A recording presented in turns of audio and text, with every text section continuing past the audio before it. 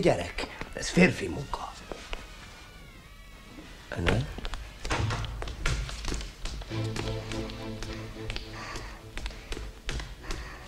Porszívó!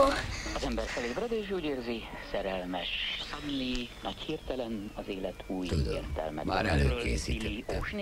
Egyszer megpróbáltam szeretőt szerezni magamnak, de úgy el voltam keseredve, úgy agyon voltam gyötörve, hogy kénytelen voltam elutasítani magamtól. Már a férfi karjában voltam. Milyen jóképű fickó volt, milyen kedves. Mi van? Hosszú szürke sáv az út, mely a messzeségbe néz, egyre fut, csak egyre fut, és a végtelenbe vész. Berreg, kattog, búg a gép, biztos kézben van a volán, frissen jár a 4 kerék. Kéken csillog fenn az ég, út felett a nap leszáll, egyre szágul suhan a gép, szünetje meg nem áll, kívül zúg a sivit a lég.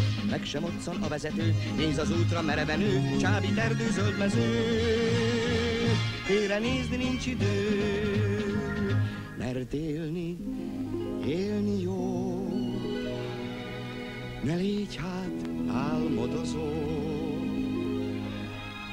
csak egy kis könnyelműség,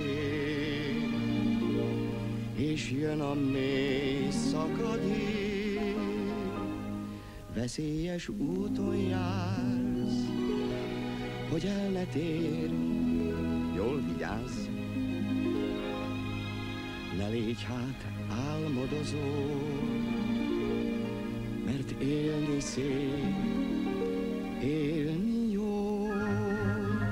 Csábíthatja déli báb, rémítheti jégverés, mozdulatlan ül tovább, meg se rezzen, oda se néz. Átrobog a városon, benn a ringó vánkoson, társa alszik álma még.